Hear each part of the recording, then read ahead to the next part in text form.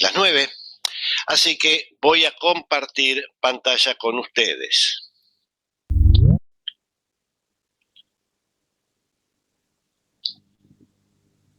Ahí está. Bueno, pueden ver Física 2, clase 2, la presentación en PowerPoint.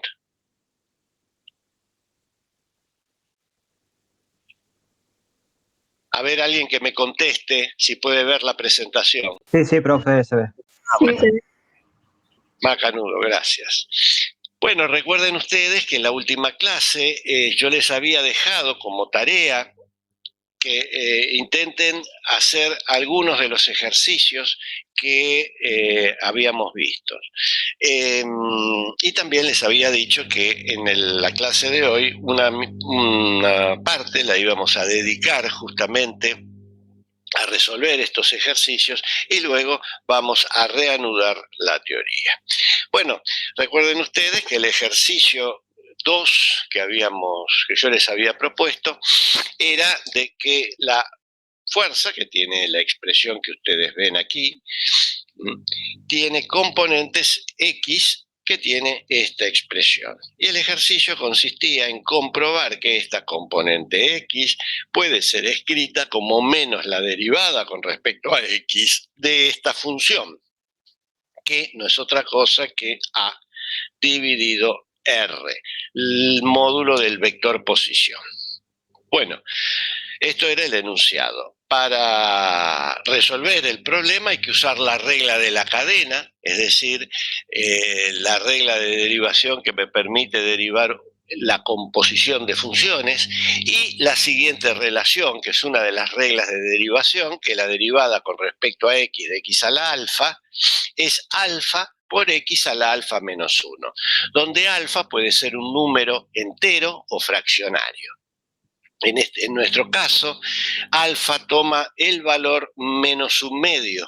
Y entonces tenemos que la derivada con respecto a x de x a la menos un medio es, siguiendo la regla de derivación y reemplazando alfa por menos un medio, es menos un medio, que es el que figura acá, por x a la menos un medio menos 1, que no es otra cosa que menos 3 medios.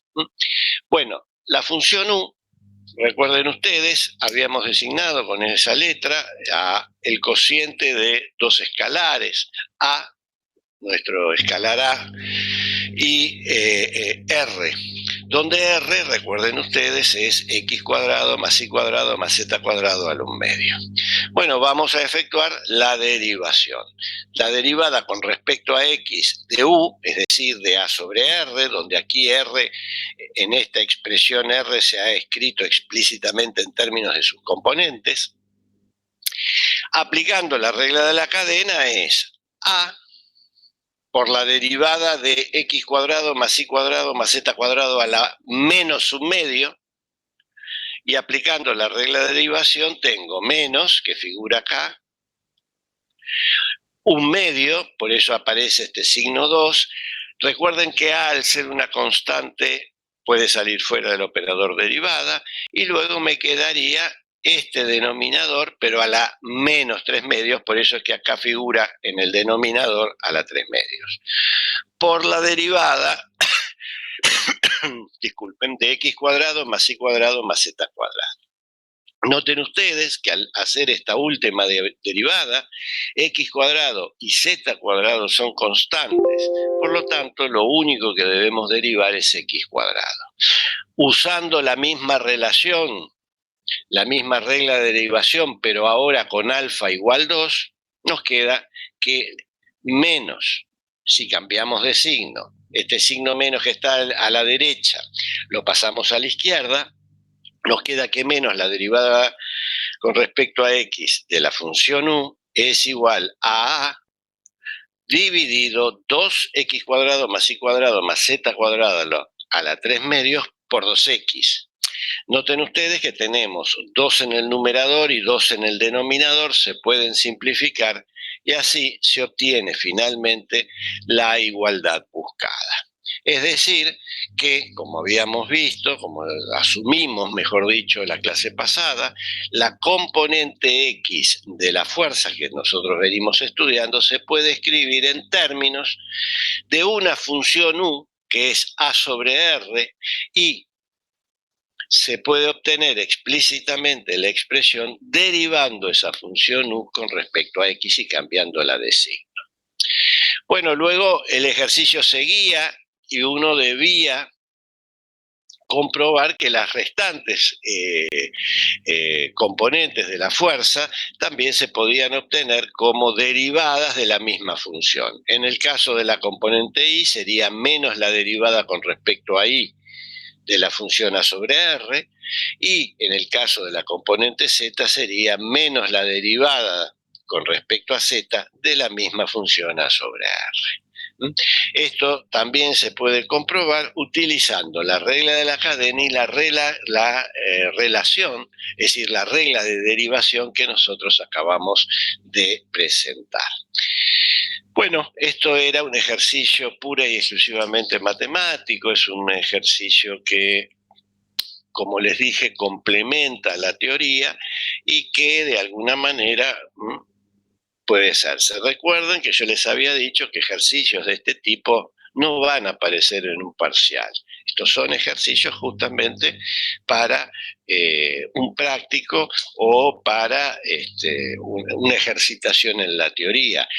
Uno no en general no trata de que no haya grandes desarrollos matemáticos en la teoría porque no aportan un concepto físico nuevo.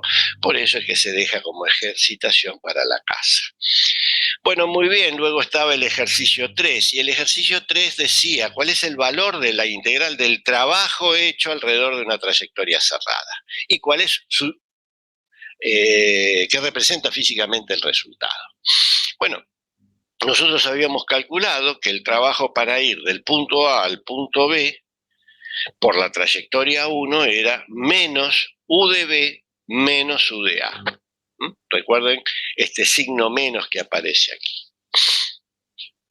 Y claramente para ir de B a A, es decir, salgo de A y voy a B, y luego de B vuelvo a A, pero ahora por otra trayectoria, la trayectoria 2, claramente va a ser con signo cambiado la variación de energía potencial, pero considerando que ahora el punto de partida es B y el punto de llegada es A, es decir, la situación final es A y la situación inicial es B.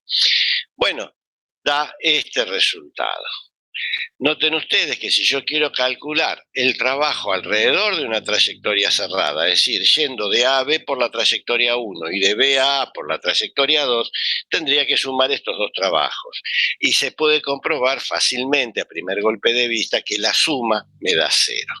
Es decir, que el trabajo alrededor de una trayectoria cerrada es 0. ¿Cuál es el significado físico que tiene este resultado? Es decir, que el trabajo alrededor de una trayectoria cerrada es 0. Bueno, de que la fuerza es conservativa.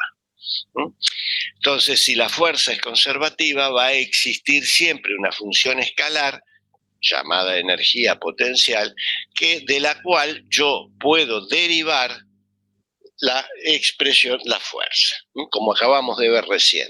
En el anterior ejercicio vimos que las componentes de la fuerza se pueden escribir como las derivadas de una función potencial. Bueno, este resultado reafirma lo que habíamos visto como una curiosidad. Bueno, esto es el ejercicio 3, vamos a pasar al ejercicio 4. Y el ejercicio 4 ya era un poco más elaborado. Como ven, no son ejercicios difíciles, complicados, salvo el primero que había que hacer, era un poco laborioso del punto de vista algebraico, el resto no lo son. Y entonces, en el ejercicio 4 decía, calcular el momento de la fuerza F sobre la partícula campo. Recordar que la expresión del momento de una fuerza es tau, el momento de fuerza, es igual a R, el vector posición, producto vectorial con la fuerza, donde X representa el producto vectorial entre vectores. Recuerden que también el producto vectorial se lo llama producto cruz o producto externo. Esto viene a razón de que para designar el producto vectorial se utiliza esta cruz. Bueno, vamos a hacer el cálculo del momento de fuerza. Para eso echamos mano a la definición que nos da el enunciado. Y entonces tenemos R, producto vectorial la fuerza, y a la fuerza la escribo explícitamente como A sobre R cubo en la dirección de R. Recuerden ustedes que A sobre R cubo es un escalar y por propiedades del producto vectorial puede salir fuera del producto, y entonces resulta que todo se reduce a calcular el producto vectorial de un vector consigo mismo, en este caso del vector posición consigo mismo.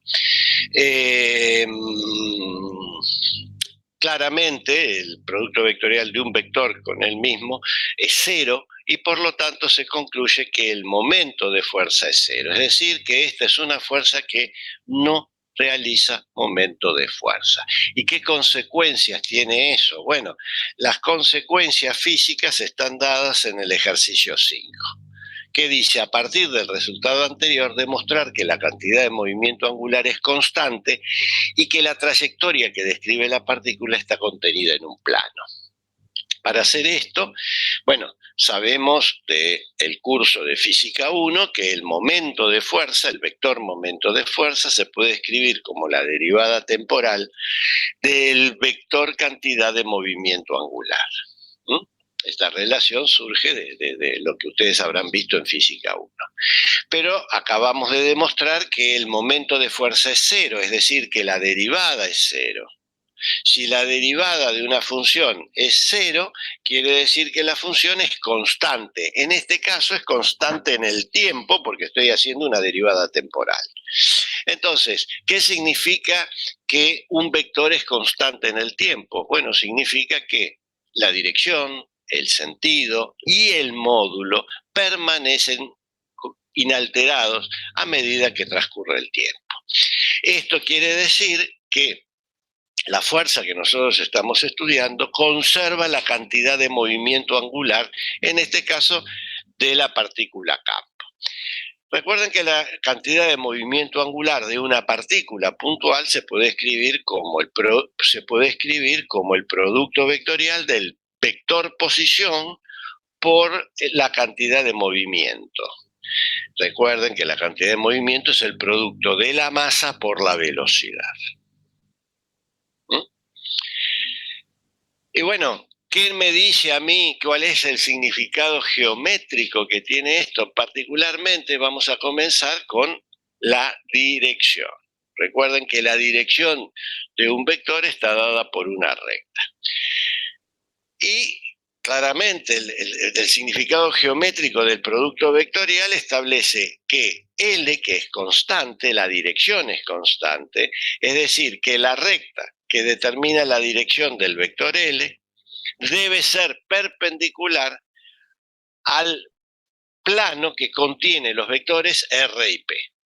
Eso es de la definición de producto vectorial. Siempre el vector resultado de un producto vectorial tiene una dirección que es perpendicular al plano que contiene los factores del producto vectorial. En este caso, la dirección de L es perpendicular a R y a P.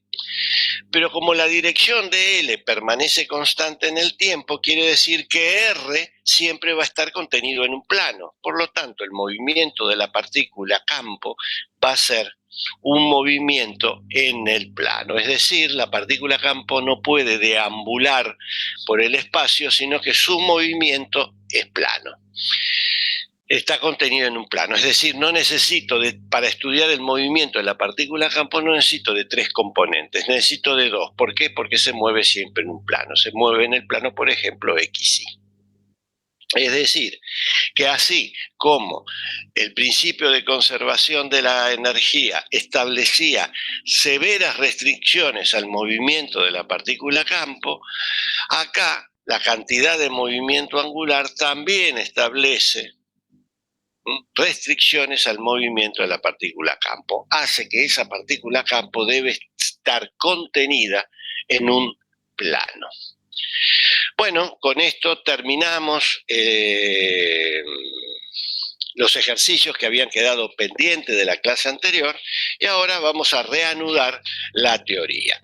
Para eso vamos a hacer un pequeño resumen de los resultados importantes de la clase pasada. Recuerden que en la clase pasada habíamos comenzado con un caso, estudiando un caso particular. El caso particular eran de dos partículas puntuales que interactuaban a través de una fuerza que tiene esta expresión. A es un escalar que puede ser positivo y negativo, R es el vector posición y R cubo es su módulo al cubo. Y habíamos visto, yo les había dicho que para que exista fuerza debe haber un número mínimo de dos partículas. Puede haber más, pero el número mínimo tiene que ser dos. ¿Quién me lo garantiza eso? Y bueno, me lo garantiza la tercera ley de Newton, o principio de acción y reacción. Y el resultado que habíamos tenido era que si A era mayor que cero, había una fuerza repulsiva y a eso le corresponde una energía potencial positiva. Por otra parte, si A es menor que cero, la fuerza es atractiva y a eso le corresponde una energía potencial negativa. Es decir, que la energía potencial de la partícula campo puede ser positiva si hay una fuerza repulsiva entre ellos y le corresponde una energía negativa si hay una fuerza atractiva entre ellos. Bueno, lógicamente que esto surge, nosotros lo habíamos visto, estas definiciones surgen debido a cuál es la dirección y sentido de la fuerza. Recuerden que la dirección del vector fuerza, como toda dirección, está determinada por una recta. Para dibujar una recta necesito dos puntos y cuáles son los dos puntos por los cuales pasa la recta de acción, es decir, la recta que determina la dirección del vector. Y bueno, son las dos partículas puntuales. Entonces, toda recta que pasa por esos dos puntos, por las partículas puntuales, determina la dirección. Y luego, ¿cómo hago para saber cuál es el sentido sobre esa recta? Puesto que sobre esa recta hay dos sentidos, ¿cómo hago para saber cuál es el sentido? Y bueno, me fijo en este caso en el signo del escalar A. Si A es mayor que cero, la fuerza, el sentido de la fuerza es coincidente con el sentido del vector posición. Recuerden que nosotros lo habíamos dibujado en rojo a la fuerza repulsiva y entonces habíamos visto que la puntita de la flecha del vector rojo con la del vector R eran coincidentes. Y por otro lado, si A es negativo, el sentido de la fuerza es opuesto al del vector posición, que nosotros lo habíamos dibujado en verde. Para eso consulten el documento que les envié la clase pasada. Bueno, esto es en cuanto a la dirección y sentido de la fuerza.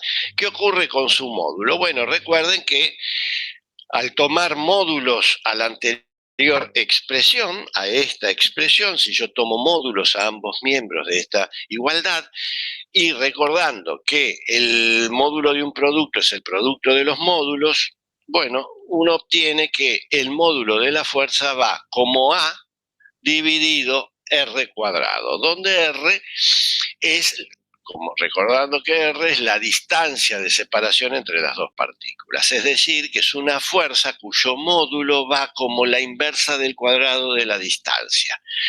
También hay que recordar que A es positivo. Cuando uno toma módulos a un número, sea este negativo o positivo, lo transforma en positivo. Pero vamos a ver un hecho que es interesante, que tiene que ver con esta última función, con esta última expresión, perdón. Aquí, en la figura que ven sobre la izquierda de la pantalla, yo dibujé mi sistema inercial X, Y. En el origen está la partícula fuente que no se mueve hasta ahora, ella está impedida de moverse, y tenemos aquí la partícula campo, en verde. Supongamos que yo muevo la partícula campo, pero conservando la distancia que hay a la partícula fuente. Es decir, yo voy a mover la partícula campo de manera tal que siempre me encuentre a la misma distancia de la partícula fuente. Bueno, si yo hago eso, esta línea punteada en azul representa los posibles puntos en donde se encontrará la partícula campo en su movimiento. Como verán, esa línea punteada, si yo la uno, voy a tener una circunferencia. Una circunferencia de radio R, porque yo me encuentro a una distancia R. La partícula campo se encuentra a una distancia R de la partícula fuente. Noten ustedes además que, bueno, yo estoy limitado al plano de la pantalla, pero si yo muevo a la partícula campo en el espacio conservando la distancia que hay a la partícula fuente, en general esta circunferencia va a representar una esfera en el espacio. Y para todos los puntos de la superficie de esa esfera están a la misma distancia de la partícula fuente.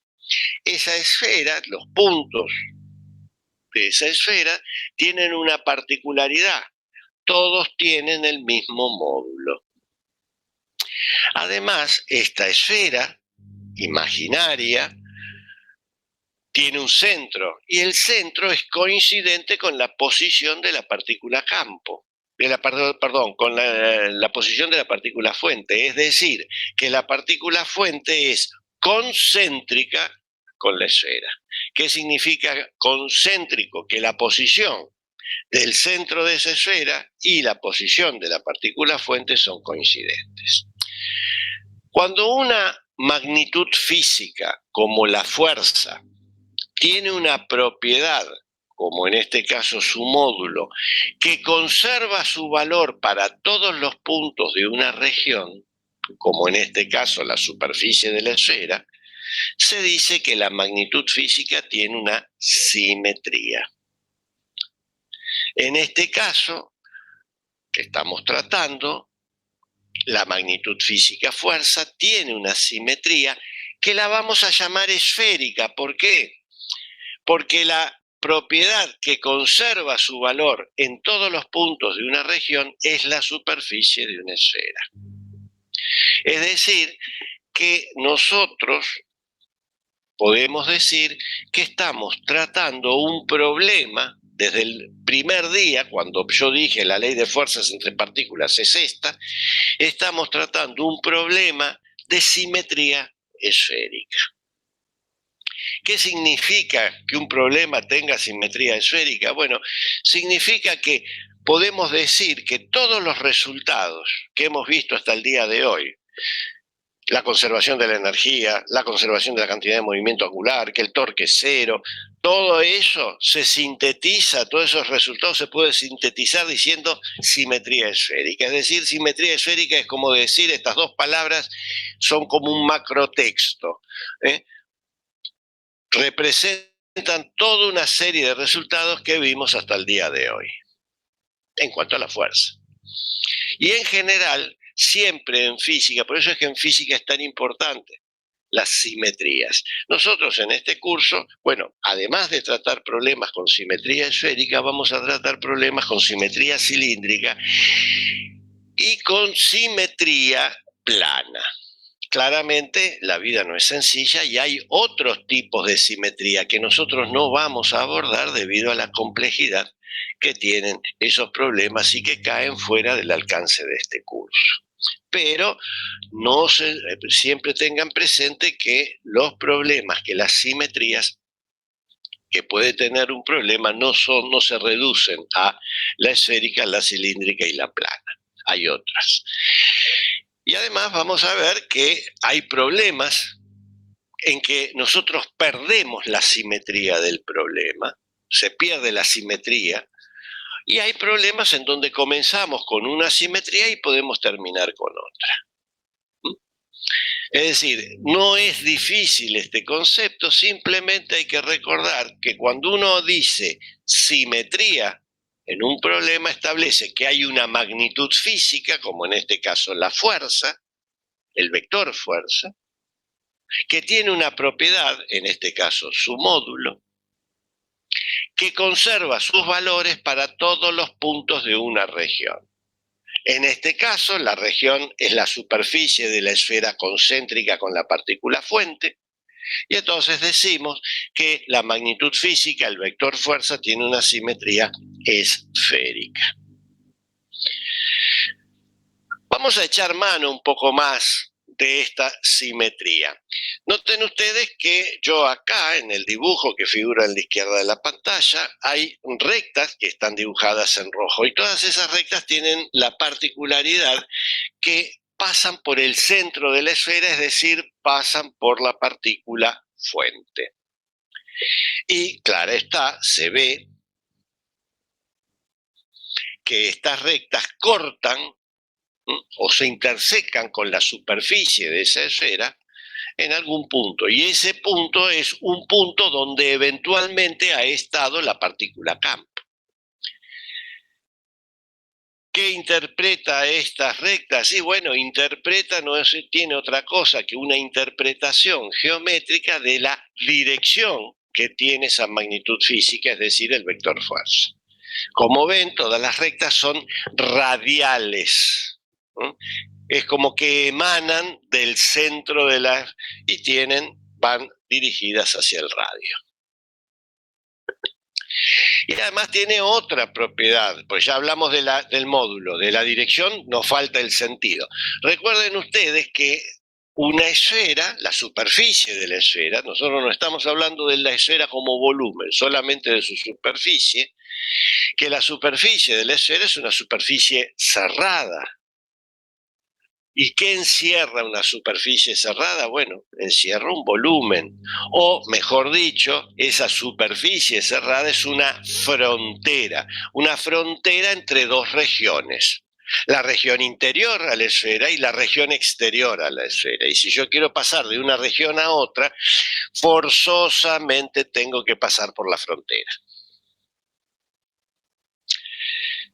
¿Qué significa esto? Que entonces, si yo tomo una de las rectas cualesquiera que está acá dibujada y me paro en la superficie, es decir, me paro en el punto de intersección de la recta con la superficie de la esfera, puedo decir que si la fuerza es atractiva, el sentido de esa fuerza va a ser hacia el interior de la esfera, mientras que si es repulsiva, el sentido va a ser hacia el exterior de la esfera. De esta manera nosotros tenemos una visión geométrica, la simetría nos permite tener una visión geométrica de cómo es la fuerza, no solamente en estos puntos de la región, sino que ustedes den cuenta que si yo aumento el valor de R o disminuyo el valor de R, todo lo que vinimos diciendo sobre simetría esférica se cumple.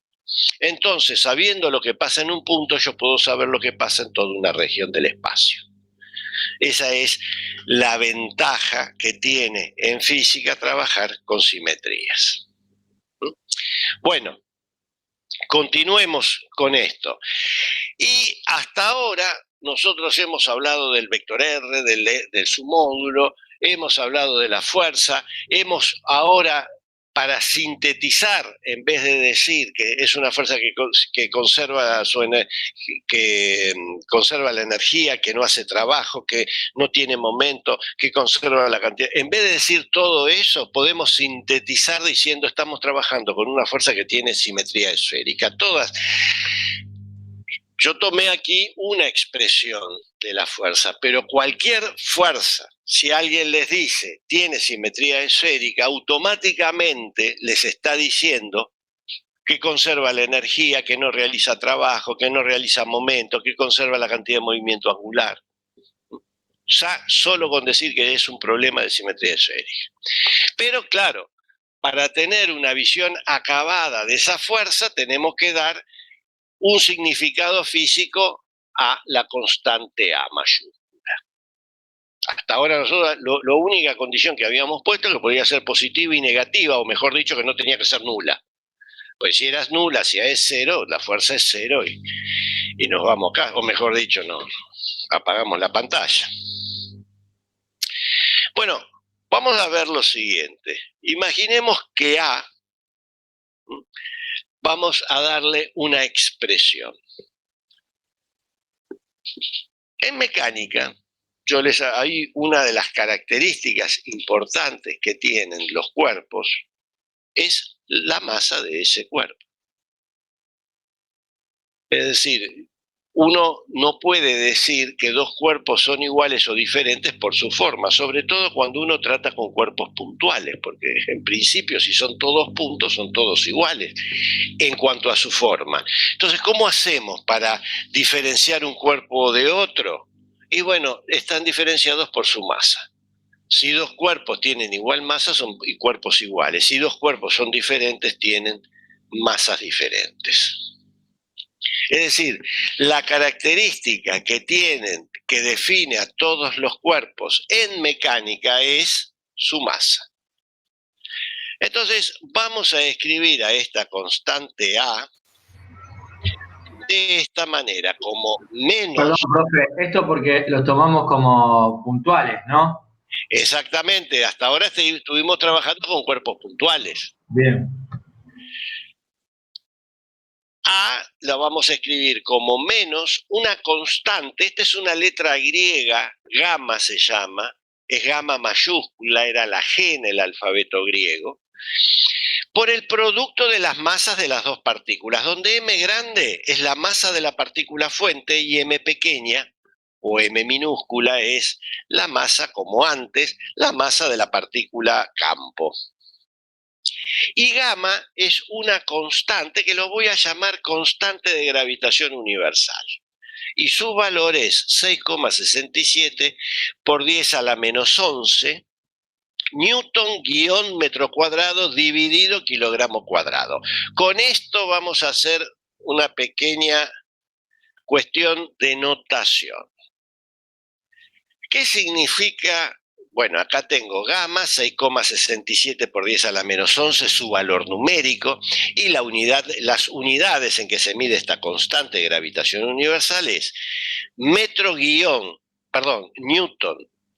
metro cuadrado dividido kilogramo cuadrado. ¿Qué significa la presencia de este guión? Bueno, la presencia de este guión significa el producto de la unidad Newton con la unidad metro cuadrado. Ahora, muchos se preguntarán, escúcheme, si es el producto de Newton por metro cuadrado, ¿por qué pone el guión? Bueno, la cuestión es la siguiente, es una cuestión más bien semántica, pero es de importancia.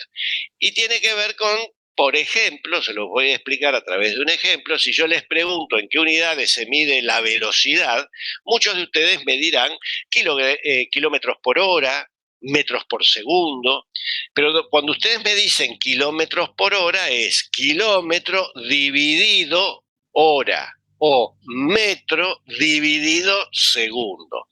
Si yo les hubiera dicho a ustedes Newton por metro cuadrado, muchos hubiesen pensado que es Newton dividido metro cuadrado.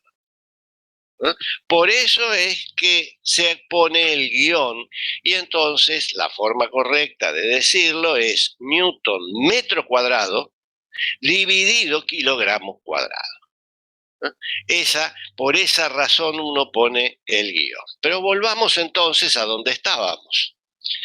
Nosotros vamos a definir entonces ahora a la constante A de esa manera, como gamma por el producto de las masas, es decir, el producto de las características que definen a los cuerpos con los cuales estamos trabajando. Noten ustedes que gamma es una constante positiva. Las masas de los cuerpos, de más está decir que también son positivas.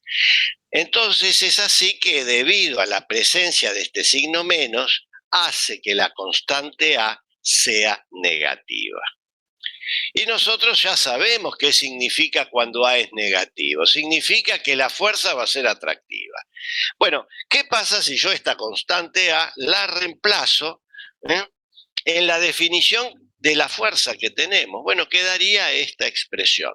Esta expresión que ustedes ven acá de la fuerza, como menos gamma, el producto de las masas dividido R cuadrado en la dirección del vector R, es lo que se conoce como la ley de gravitación universal o ley de Newton.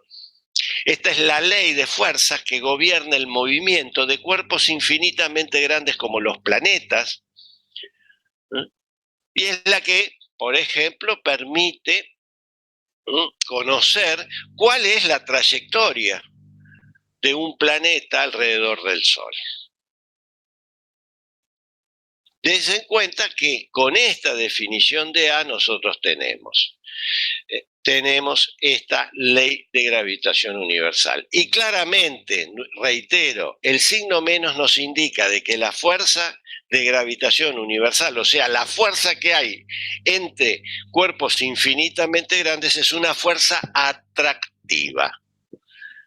Y claramente también se observa, si calculamos su módulo, que tenemos esta expresión. Noten ustedes que ahora al tomar módulos, el signo menos desapareció, y entonces el módulo de la fuerza va como la inversa al cuadrado de la distancia. Es decir, es una fuerza que tiene simetría esférica. Por lo tanto, tiene simetría esférica, yo ya sé que hay una energía. ¿Cuál es la expresión de esa energía? Y también sé que esa energía siempre va a ser negativa. ¿Por qué? Porque la fuerza es atractiva. Vamos a ver un ejemplo visto seguramente en física 1. Imaginemos que la partícula fuente, la masa m, es la masa de la Tierra. Y la masa y la partícula campo es cualquier cuerpo que ustedes tienen, qué sé yo, a su alrededor. Cualquier cuerpo. Quiero calcular el módulo de la fuerza que siente ese cuerpo cualquiera. Bueno, ¿qué me dice la ley de gravitación universal? ¿Por qué el módulo? ¿Y por qué no la dirección y sentido? Y bueno, la dirección ya sabemos, es una recta.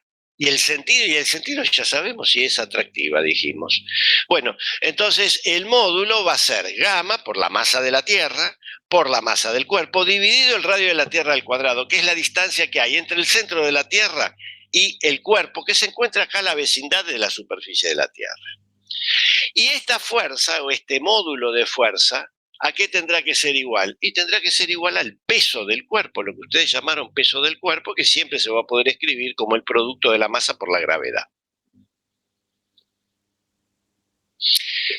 Noten ustedes que de esta última expresión tenemos masa m pequeña, o sea, la masa de la partícula campo, aparece tanto en el miembro de la derecha como en el miembro de la izquierda, por lo tanto se puede simplificar. Resultando así que la expresión de la aceleración de la gravedad es gamma, la constante de gravitación universal, la masa de la Tierra, dividido el radio de la Tierra al cuadrado.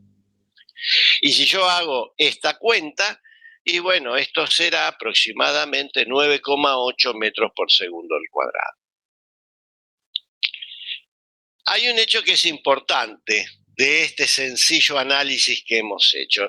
Yo les dije en la clase pasada y también al comienzo de esta clase, que para que exista fuerza tiene que haber dos masas. En este caso, la masa de la Tierra y la masa de la partícula campo, m. Pero para que haya gravedad, fíjense en ustedes que se necesita de una sola masa. Es decir, parece ser que la existencia de una masa en el espacio modifica todo el espacio que rodea ese cuerpo, generando en cada punto una aceleración de la gravedad. Esto tengan presente, para que exista fuerza el número mínimo de cuerpos es 2, pero para que exista gravedad el número mínimo es 1. Y ahora, y fíjense de qué masa depende la aceleración de la gravedad. Depende de la masa m, de la masa de la Tierra, que ¿Puedes es la repetir masa. lo último, profe, por favor? Sí.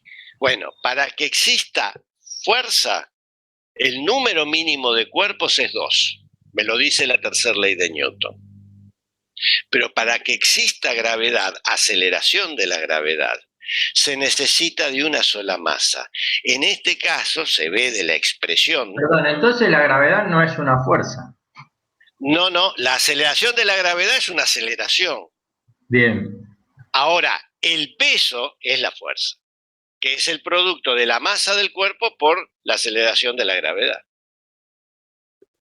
Cuando uno habla de la fuerza gravitatoria, está hablando, en este caso, del peso. Si no, si habla de fuerza gravitatoria, está hablando de esta expresión.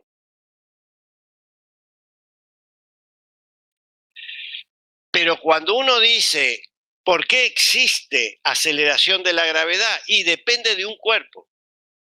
En este caso, es la masa de la Tierra, que es la partícula fuente, y ahora se entiende por qué se la llama fuente. En este caso es fuente de intensidad de campo gravitatorio. Es decir, la G no es otra cosa que una aceleración, porque las unidades, fíjense en ustedes, son metros por segundo cuadrado.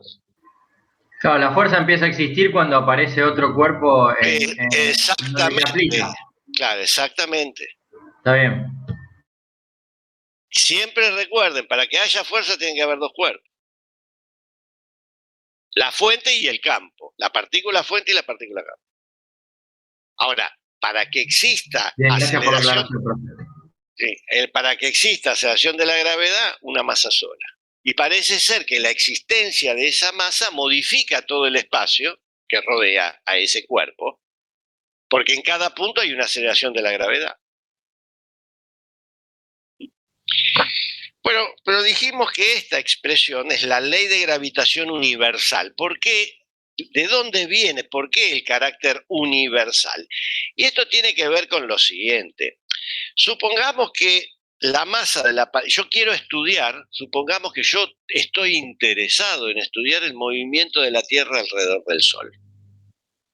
Si yo tengo ese interés, y bueno, la partícula fuente será el Sol y la partícula campo será la Tierra. En la expresión de la fuerza, lo único que tengo que hacer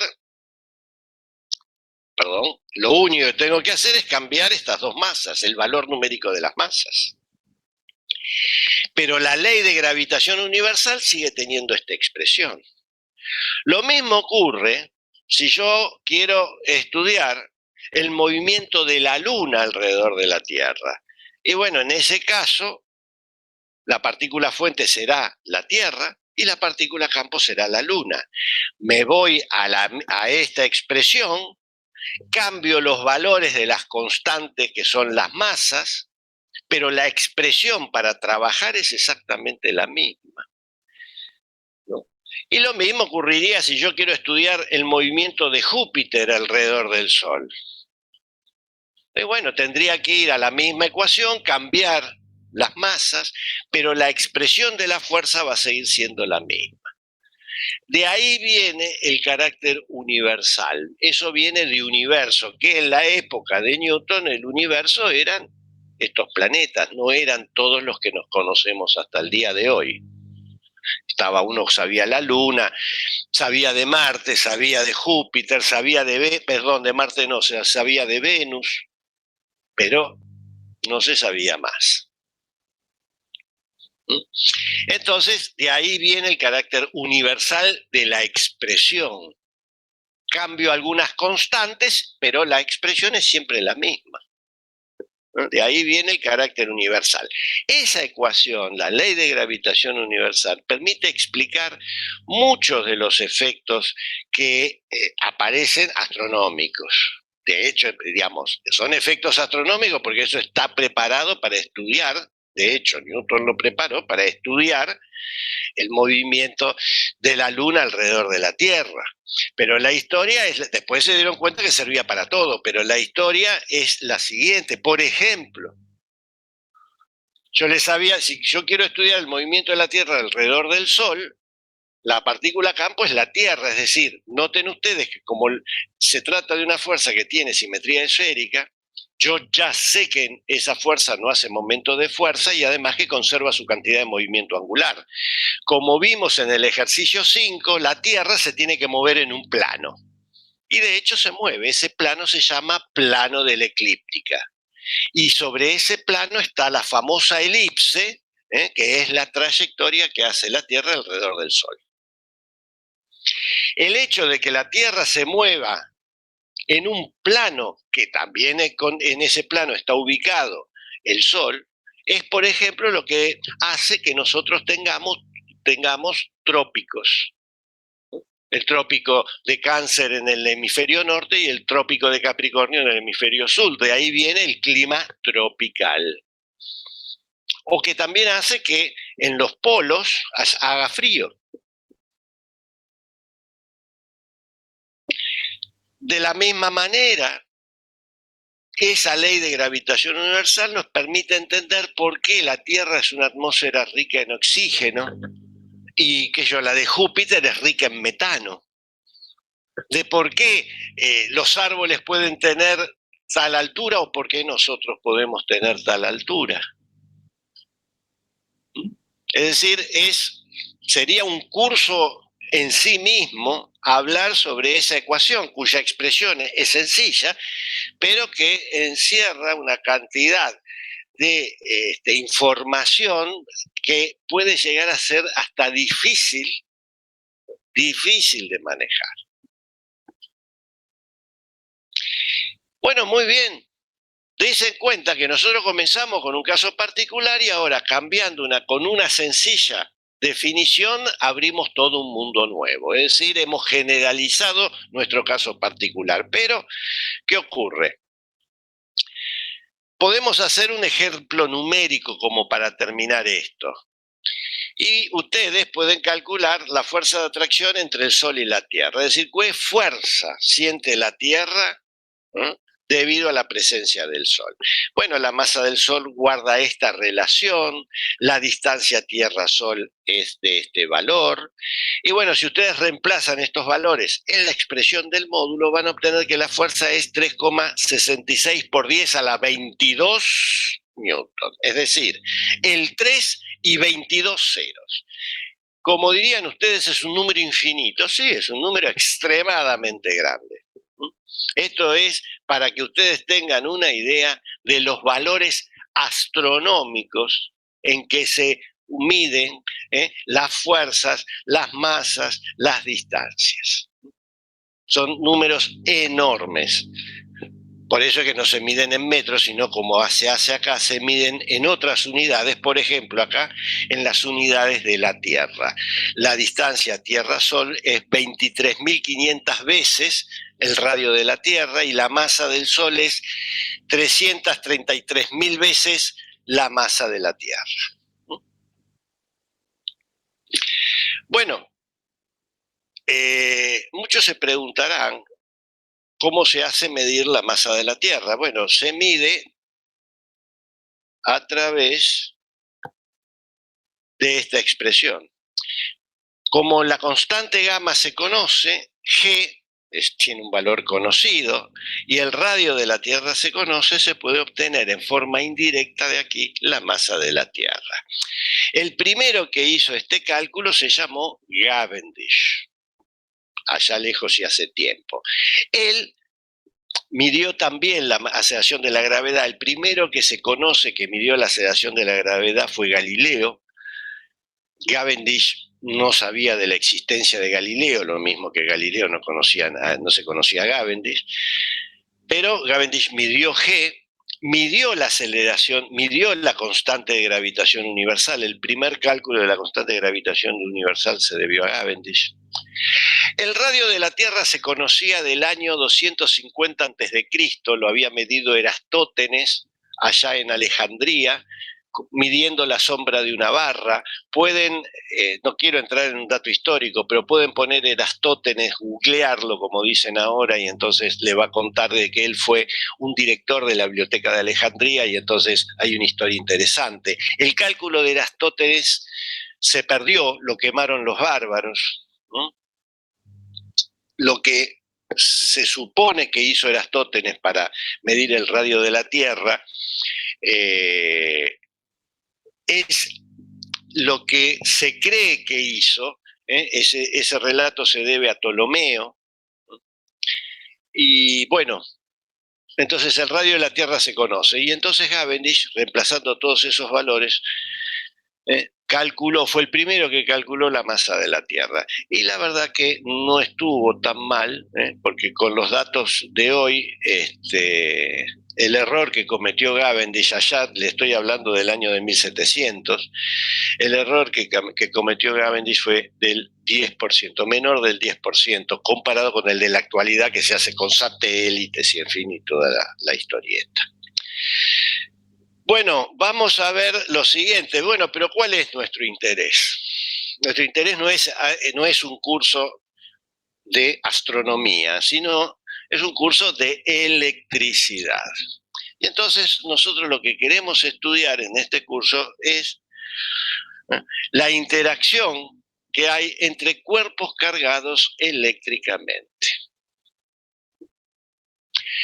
Muchos de ustedes ya han pasado por un curso de química y en el curso de química habrán visto que la materia tiene una naturaleza atómica y que estos átomos tienen cargas eléctricas y que esos átomos forman moléculas y que de ahí surge la naturaleza eléctrica de la materia. Es decir, la materia tiene una naturaleza eléctrica, es decir, que todos los cuerpos tienen una característica que los definen, que es la carga eléctrica. Así como en mecánica estaba la masa, acá va a ser la característica que nos permite diferenciar un cuerpo de otro, va a ser la carga eléctrica. Nosotros, por ahora, no vamos a construir nuestro modelo. Hay un modelo que nosotros lo vamos a ir construyendo a medida que avancemos en nuestro estudio, un modelo que permite explicar la naturaleza eléctrica de la materia. Por ahora vamos a asumir, dado que ustedes han pasado por un curso de química, de que la materia tiene carga eléctrica y viene debido a su naturaleza atómica. Y nosotros vamos a designar la carga eléctrica con la letra Q. De ahora en adelante, Q va a representar la carga eléctrica que puede tener un cuerpo, sea Q mayúscula o Q minúscula. Ambas letras van a ser utilizadas para designar la carga de un cuerpo. Y recuerden también que las cargas pueden ser positivas y negativas. ¿Por qué se le ha puesto positivas y negativas? En un minuto lo vamos a saber. Bueno, ¿cómo se expresa la carga eléctrica de un cuerpo? ¿En qué formato hay que dar la carga eléctrica? Si yo les digo que un cuerpo está cargado, bueno, les tengo que dar la carga eléctrica en un determinado formato. Lo mismo es que si yo les pregunto a ustedes cuál es la carga eléctrica de un cuerpo, ustedes me la tienen que dar en el siguiente formato. Signo, que puede ser positivo o negativo, ya dijimos. Valor numérico y unidad de medida.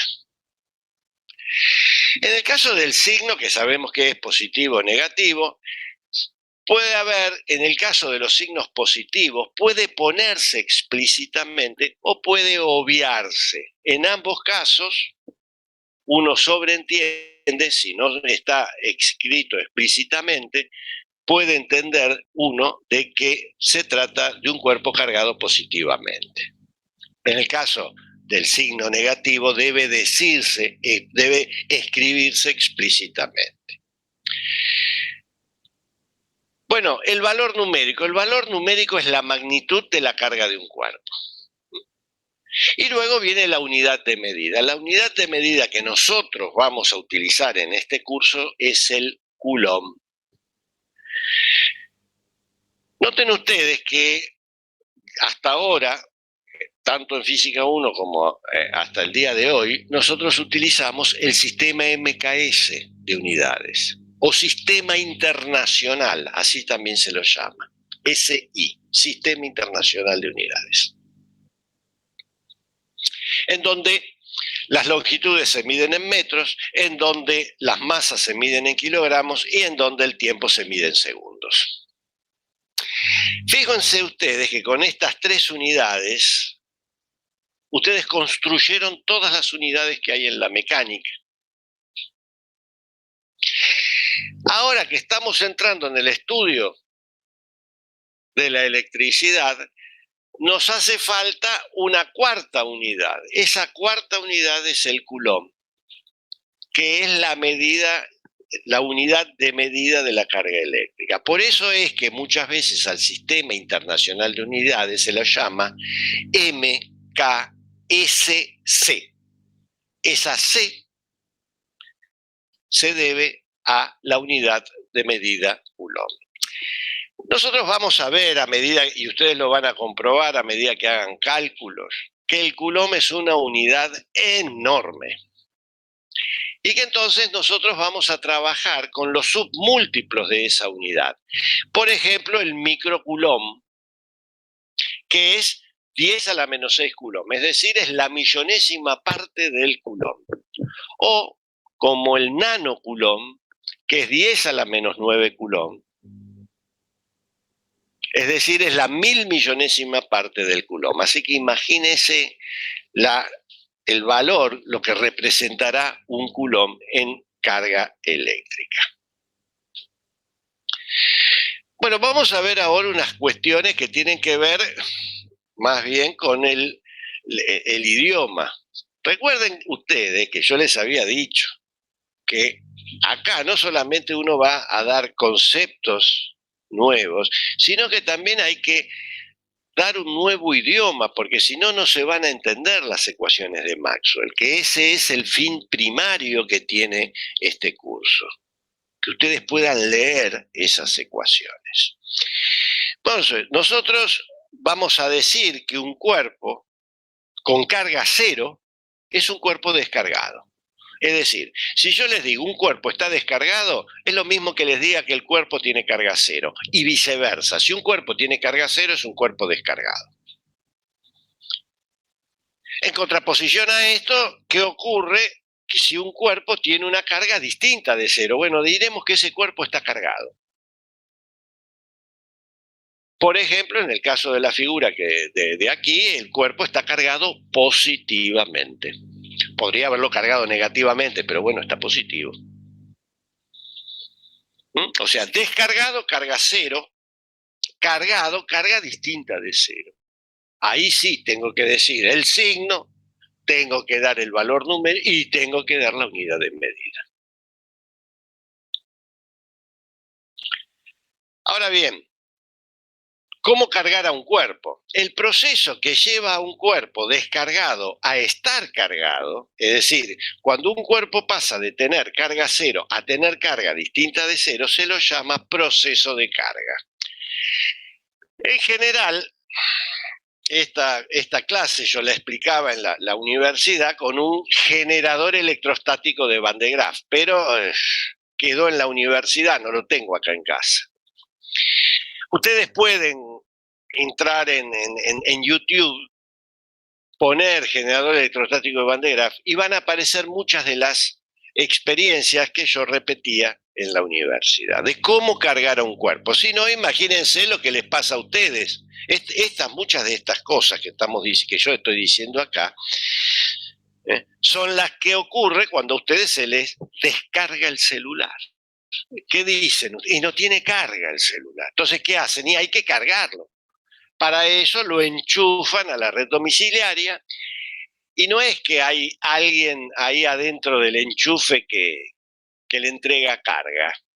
No, hay un agente externo que se llama Edesur y que les carga el celular y por eso les cobra. Porque hace un trabajo para cargar a ese cuerpo.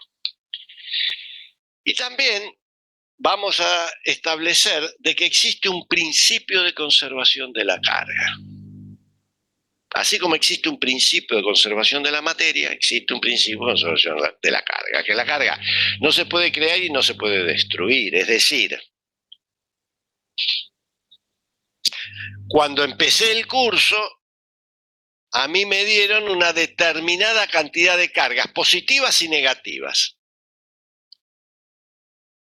Y cuando termine el curso yo tengo que devolver la misma cantidad de cargas, positivas y negativas. No me puedo quedar con ninguna, no la puedo salir a vender, no la puedo regalar como souvenir.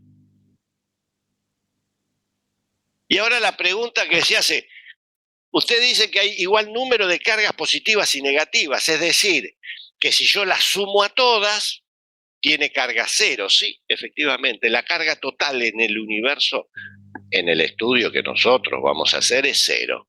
Y eso se lo llama también el principio de electroneutralidad. Y ahora la pregunta es, ¿y dónde se está ubicado ese reservorio de cargas? ¿Dónde lo vamos a poner para ir a buscar las cargas y así cargar los cuerpos? Y bueno, en unos minutos se lo voy a decir. Pero ahora vamos a considerar el siguiente caso sencillo, siempre comenzando con casos particulares para llegar al caso general. Ahora tengo en mi sistema inercial XY, sigo teniendo dos partículas, la fuente y la partícula campo, ubicada en una posición dada por el vector R, pero ahora la partícula fuente tiene una carga Q. Genéricamente es Q. Puede ser positiva, puede ser negativa, puede tener cualquier valor numérico, puede tener la unidad de medida, tiene que ser un submúltiplo del Coulomb. Y también tengo la carga Q', distinta de Q. ¿Por qué? Por eso le puse una letra distinta, Q'. También puede ser positiva, negativa, puede tener cualquier valor numérico e incluso puede tener otra unidad de medida. Es decir, disculpe. Sí. Yo hago una pregunta que me surge, capaz que me estoy yendo del curso, pero yo pienso que algo es más positivo con respecto a otra cosa o más negativo con respecto a otra cosa. ¿Cómo se determinó el cero de la carga? Es la pregunta. No, o sea, bueno, la historia es la siguiente, es decir, su pregunta tiene que ver más que todo, es decir, nosotros aquí estamos haciendo un curso teórico. Entonces, podríamos haber empezado diciendo que hay más cargas positivas que negativas o viceversa, pero lo ideal, y ahora en unos minutos lo vamos a ver, es que exista el principio de electroneutralidad, que la carga total del universo es cero. Eso que usted dice no está mal. De hecho, por ejemplo, si acá hubiese un meteorólogo, va a decir, no, que es cero. La carga total no es cero.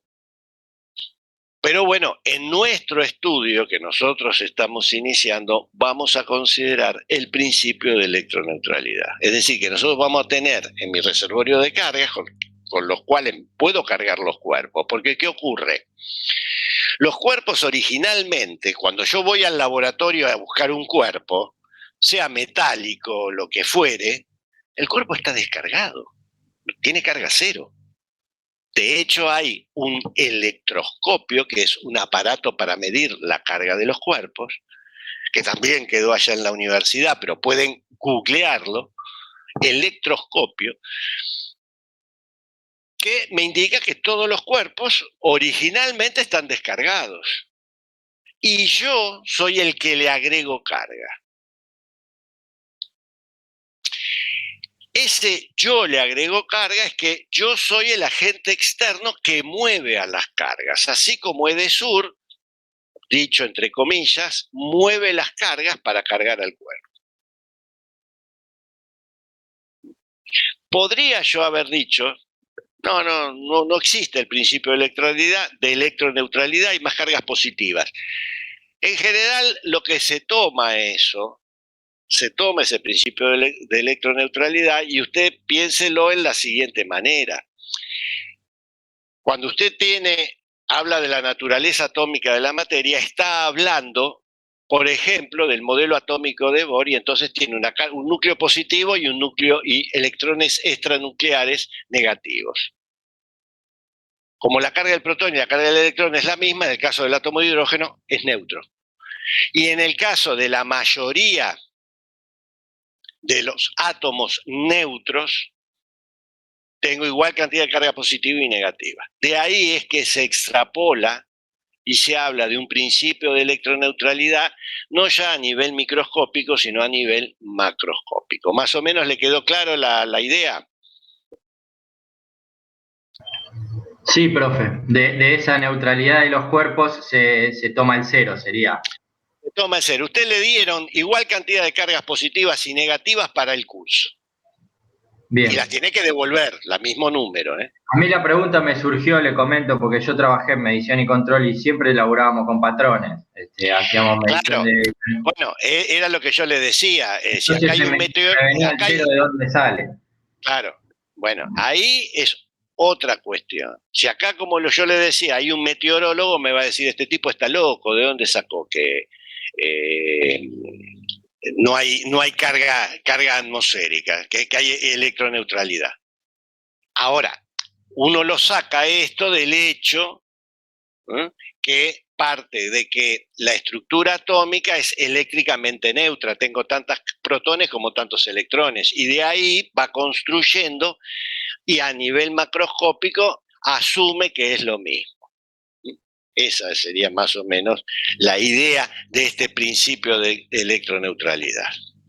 Bueno, vamos a continuar. Yo ahora, o sea que des en cuenta, no, por favor, des en cuenta que tanto la partícula fuente como la partícula campo tienen cargas. Y yo quiero averiguar cuál es la interacción ahora entre estos dos cuerpos cargados. Y bueno, entonces está la ley de Coulomb, que es la ley que gobierna la interacción entre cuerpos cargados y fue enunciada por Coulomb en 1785. ¿Y de dónde surge esa ley de Coulomb? Bueno, nuevamente, ahora nuestra constante A tiene el valor de una constante K, cuyo valor es 9 por 10 a la 9 newton metro cuadrado sobre Coulomb cuadrado, que también es la constante de Coulomb. Parece que Coulomb era un egocéntrico porque a la unidad de carga se la llama Coulomb, a la ley de interacción se la llama Coulomb y la constante también se la llama constante de Coulomb. Bueno, dijimos que la constante A es la constante de Coulomb, una constante positiva como se ve, por el producto de las cargas, así como en la ley de gravitación universal era una constante por el producto de las masas, y las masas son la característica que definen a los cuerpos en mecánica, acá la característica que definen los cuerpos en electricidad es la carga. Y nuevamente es una constante por el producto de esa característica, en este caso Q y '. Si A es reemplazado en nuestra ley de fuerzas, tenemos que la ley de fuerzas es K por Q dividido RQ en la dirección del vector R. A esta expresión de la fuerza se la conoce como la ley de Coulomb y es la ley que establece la interacción entre cuerpos cargados. ¿Qué significa esto? Lo que voy a decir parece tonto, pero está de más aclararlo. Y es el siguiente.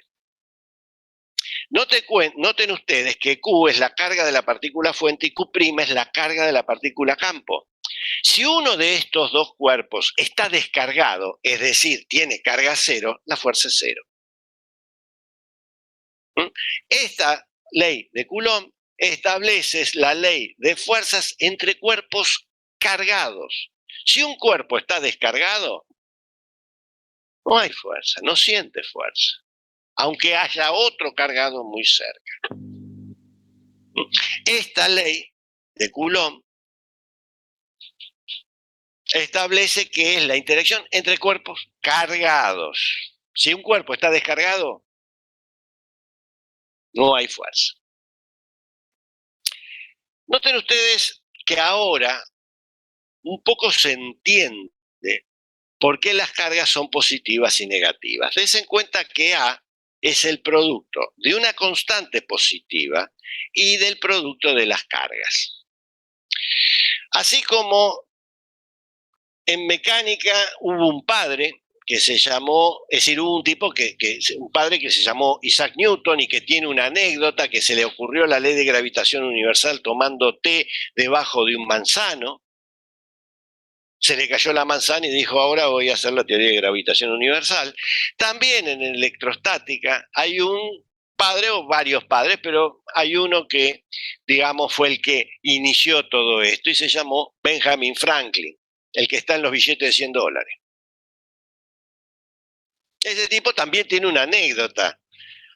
Un día estaba remontando una cometa, un día de tormenta estaba remontando una cometa, le cayó un rayo, ahí sintió la electricidad y a partir de ahí dijo, voy a estudiar los fenómenos electrostáticos. En general, él no lo hizo por eso.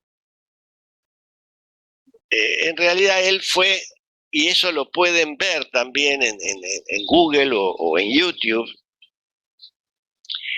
él fue el primero que inventó un motor que se llamó motor electrostático o motor de Franklin. Lógicamente la eficiencia de ese motor era atroz, pero gracias a esa idea fue el disparador para comenzar a estudiar la electrostática. Bueno, y ahora se entiende, yo les decía, y Franklin fue el primero que se dio cuenta que había dos tipos de electricidad. Él las llamó resinosas y vítreas. Resinosas porque ciertas resinas tenían la propiedad cuando se frotaban, resinas secas, cuando se frotaban, tenían la propiedad de atraer limaduras de hierro. Y también había otras que eran en objetos vitrificados, que también cuando se los frotaba, también atraían limaduras de hierro, pero entre ellas se sentía como una repulsión, una atracción. Así fue que se llamó resinosas y vítreas, pero, y acá viene la controversia, algunos dicen que fue Coulomb, otros dicen que fue el mismo Franklin, que pasó a llamarlas positivas y negativas. ¿Por qué? Noten ustedes que si en la expresión de A tenemos que Q y Q' son ambas de igual signo, es decir, ambas positivas o ambas negativas, la ley del producto de signos nos va a decir de que el signo de A va a ser positivo, es decir, que se trata de una fuerza repulsiva. Mientras que si Q y Q' son de distintos signos, es decir, menos y más o más y menos, la ley del producto de signos nos va a indicar que A es negativo y entonces la fuerza va a ser atractiva. Esto se sintetiza diciendo que cargas de igual signo se repelen, cargas de distinto signo se atraen. Y dense en cuenta que el signo entonces de las cargas es lo que determina el sentido de la fuerza de Coulomb. Recuerden ustedes que nosotros estamos trabajando con un vector fuerza. Y el vector tiene dirección, tiene sentido y tiene módulos. La dirección ya la sabemos. Está dada por una recta. Y para dibujar una recta necesito de 2 puntos. O sea, y los 2 puntos que son las partículas puntuales. Entonces, toda recta que pasa por los cuerpos es me da la dirección de la fuerza. Ahora, para saber el sentido, es decir, para saber si es repulsivo o atractivo, me tengo que fijar solamente en el signo de las cargas. Y bueno, ya tenemos la dirección, tenemos el sentido, falta el módulo. Y si yo tomo módulos a la anterior expresión, y recordando que el módulo de un producto es el producto de sus módulos, encuentro que la fuerza tiene esta expresión. También va como la inversa al cuadrado de la distancia. Y no se olviden que al tomar módulos, las cargas se transforman todas en positivas. Al tomar módulos de un número real, es decir, positivo o negativo, siempre nos quedamos, el signo desaparece. Y dense en cuenta entonces que esta fuerza, ¿qué tipo de simetría tiene? Y tiene una simetría esférica, como lo tiene la ley de gravitación universal y como tiene la ley que nosotros vimos al comienzo de la clase de hoy. Y recuerden también que esta fuerza a grandes distancias desaparece y a pequeñas distancias toma un valor enorme. Y justamente ahora sí entiende uno dónde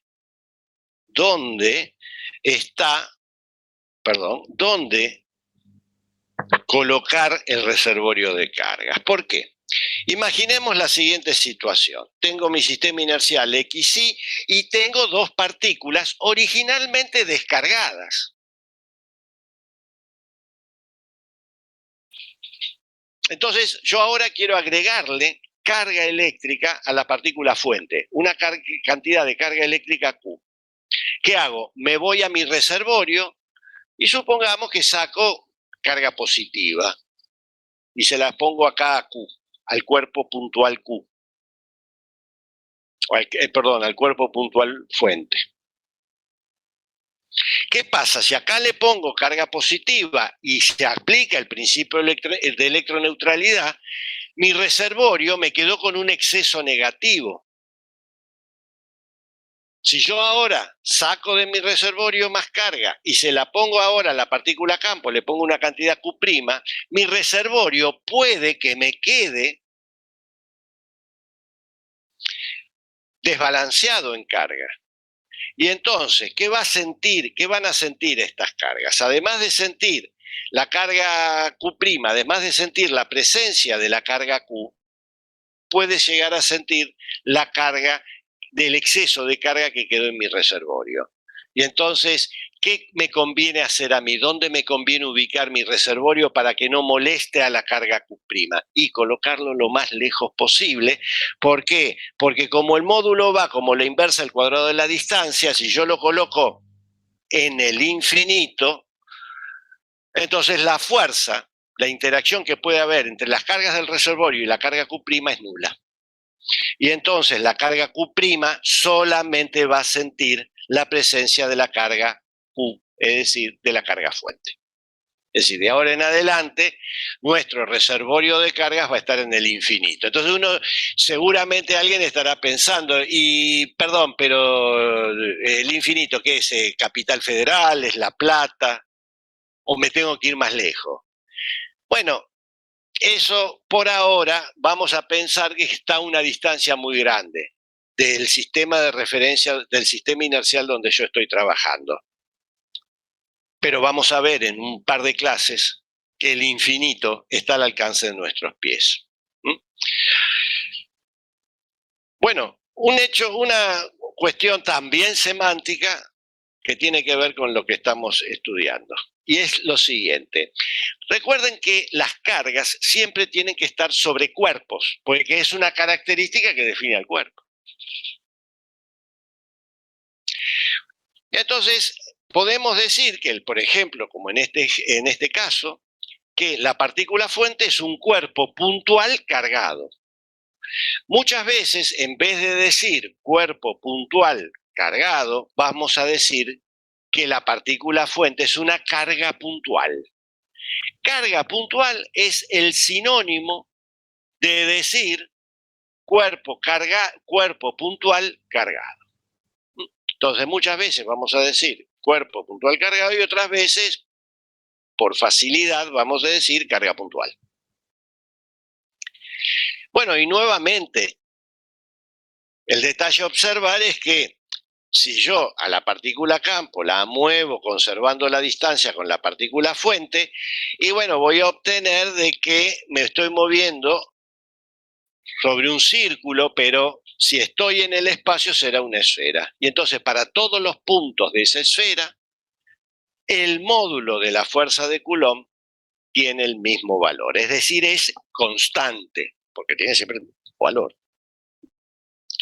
Y entonces cuando, como dijimos anteriormente, cuando una magnitud física como la fuerza de Coulomb tiene una propiedad como su módulo que conserva su valor para todos los puntos de una región, decimos que esta fuerza tiene una simetría, y en este caso una simetría esférica. que es lo que se sintetiza aquí. F es una magnitud física, el módulo conserva los valores para todos los puntos de una región, F tiene una simetría esférica. Bueno, vamos a hacer ahora un ejemplo de aplicación, que es el modelo de Bohr del átomo de hidrógeno. Bohr, en su artículo publicado allá por 1913, estableció de que el átomo de hidrógeno estaba formado por una carga positiva que estaba en un núcleo positivo, formado por un protón, y había un electrón extranuclear negativo que giraba en una distancia a sub cero, que es conocida hoy como el radio de Bohr. Noten ustedes, la partícula es positiva, el protón es positivo, el electrón es negativo. ¿Qué fuerza aparece sobre el electrón? Y una fuerza atractiva. Por eso es que si aparece una fuerza atractiva, su energía va a ser negativa. Por eso los niveles energéticos del átomo de hidrógeno y de todos los electrones que están en los átomos son negativos. La energía potencial es negativa. ¿Por qué? Porque lo acabamos de decir. Fuerzas atractivas, energía negativa. Yo les decía, esto no se cumple solamente para la física, sirve para toda, no se cumple solamente en este curso, sirve para toda la física. Siempre que estamos hablando de fuerzas atractivas, hay que pensar que este electrón siente una carga negativa. Y si ustedes se fijan, todos los niveles energéticos del electrón del átomo de hidrógeno son todos negativos. ¿Por qué? Porque la fuerza es atractiva y además, que habíamos dicho que en el caso de fuerzas atractivas, la partícula siempre se mueve en una región finita del espacio. Sí, acá está la región finita del espacio, su órbita. Lo mismo que le pasa a la Tierra. No deambula por ahí, no. Está siempre moviéndose en una región finita del espacio. ¿Cuál es la órbita? Bueno, muy bien. ¿Qué quiero calcular yo? Quiero calcular qué fuerza siente el electrón debido a la presencia del protón. Yo ya conozco la dirección, es la recta que pasa por las dos partículas. Ya conozco el sentido de esa fuerza, es atractivo. Me resta por calcular el módulo. Hay que recordar que el protón tiene una carga positiva de 1,60 por 10 a la menos 19 coulomb. Noten ustedes, acá yo no puse signo más, o sea que se asume de que es positivo, el valor numérico es 1,60 por 10 a la menos 19 y la unidad de medida es el coulomb. Lo mismo le pasa al electrón. Acá sí, como el electrón tiene carga negativa, tengo que ponerla explícitamente. Es decir, el signo es negativo, el valor numérico es 1,60 por 10 a la menos 19 y la unidad de medida es el coulomb. Y en el caso de A sub 0, que es el radio de Bohr, tiene esta expresión, tiene ese valor, 5,29 por 10 a la menos 11 metros. Bueno, si yo reemplazo estos valores numéricos en la expresión del módulo de la fuerza, recordando que las cargas deben ir positivas, bueno, agarro una calculadora y puedo hacer esta cuenta. Y esa cuenta les va a dar un valor numérico en Newton. Eso lo pueden hacer ustedes como tarea para la casa. Bueno, después hay otro ejemplo más. En este caso tengo dos cargas, una también positiva y de valor numérico 3,6, 3 por 10 a la menos 6, y con unidad de medida coulomb. Y otra negativa, es decir, acá se ve, el signo es negativo, el valor numérico es 8 por 10 a la menos 6 y la unidad es coulomb. Y bueno, se encuentran separadas por una distancia desconocida. Y entonces pregunta, si la fuerza de atracción, en realidad no tendríamos que decir, no habría que decir que es de atracción, porque ya sabemos que es de atracción. ¿Por qué? Porque una es positiva y la otra es negativa.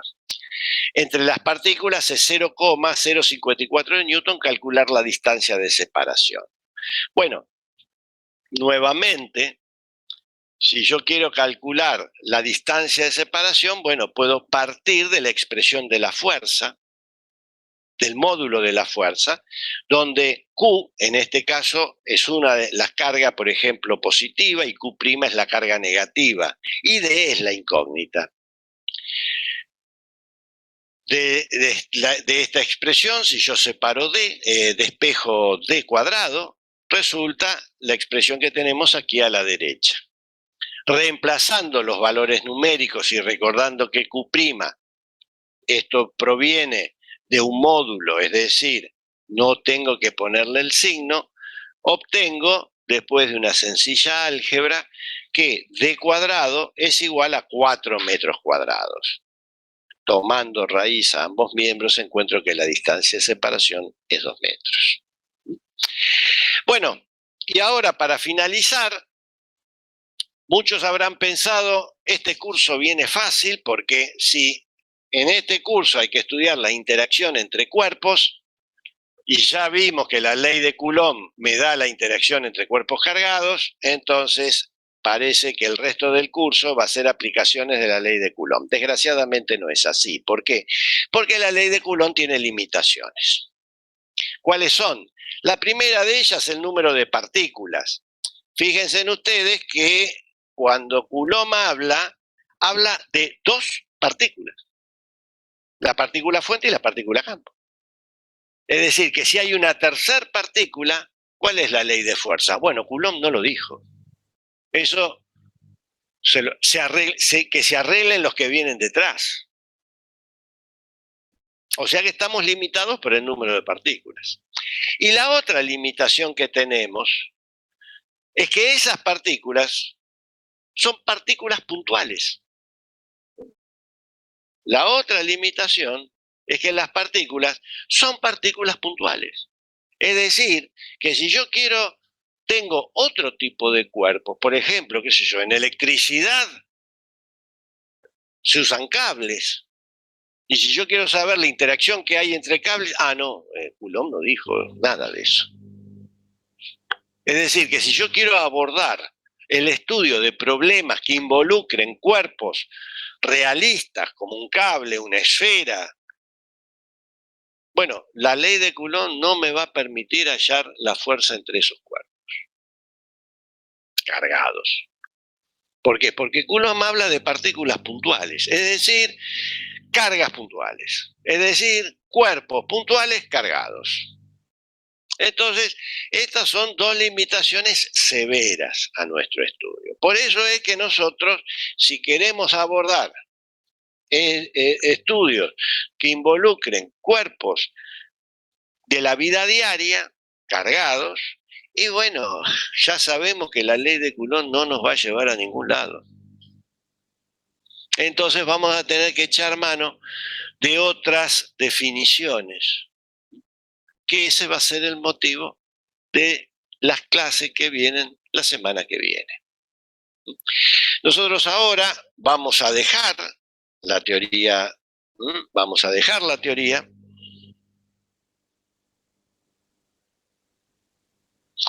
y vamos a reanudarla el martes 13 a las 9 de la mañana. Recuerden ustedes que estén atentos porque en estos días el instructor se va a poner en comunicación con ustedes vía mail. Yo ya le he pasado la lista de ustedes. La lista es la que está en el SIU. Yo he detectado, no aquí en este curso, creo que no, pero sí en el otro curso he detectado de que a veces en el SIU figura el nombre de la persona, pero no hay otros datos. Es decir, no hay teléfono de contacto, no hay mail de contacto. Entonces se hace a veces un poco difícil. Por eso estén atentos. Seguramente ustedes ya han armado un grupo de WhatsApp, así que más o menos estén atentos de que... Porque sí. Disculpe que le interrumpa porque es el tema que está hablando. Me habló a mí, me mandó un mail Santiago Juan Mantova, a ver si nos había llegado. Yo le pasé el link del grupo de WhatsApp. Sí. A ver, Sí, Aranda. Ian, ¿puede ser? No, a mí me habló por el campus y me mandó un mail particular, Santiago Juan Mantova, con B corta. No sé si lo tiene, yo tengo el mail, si quiere yo le mando el mail. Un minuto, muchacho, un minuto que me chequeo ya. Sí. Un minuto que chequeo ya. Porque habló el martes después de que terminamos la clase y le dije, recién terminamos la clase, le pregunté si había, yo lo vi después de que terminamos la clase, no sé cuándo me habrá mandado él, no sé si estará acá, sí, si no habla, no debe estar. A ver, un minuto. Mantova, Santiago. Sí, Santiago Juan Mantova.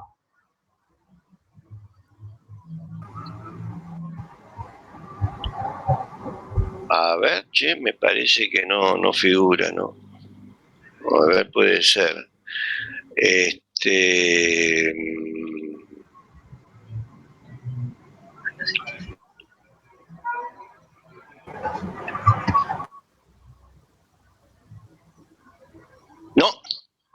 No está en el show y no lo tengo yo en el mailing.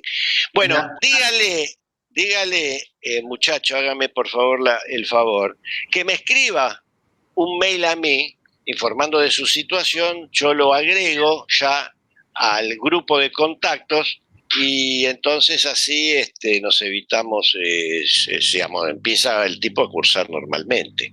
Bien, voy a ver cómo el contacto, no me aparece a mí el mail, ahora me estoy fijando porque me aparece como para mandar a la UNCI, me dice, cuando le quiero contestar me pone bueno, notificación, ahora veo. De alguna manera, no digo que si lo llega a ver, pero de alguna manera si tiene algún tipo de contacto con él, dígale que me escriba un mail, yo lo inscribo, no hay problema. Así, ¿sí? Que a mí también me mandó un mensaje y yo le pude pasar el link de la reunión de esta y también le mandé su mail para que se contacte. Ah, bueno, gracias, señorita. Creo que fue el martes se habló por el grupo y dijo que no le había llegado un mail. Creo que es ese chico.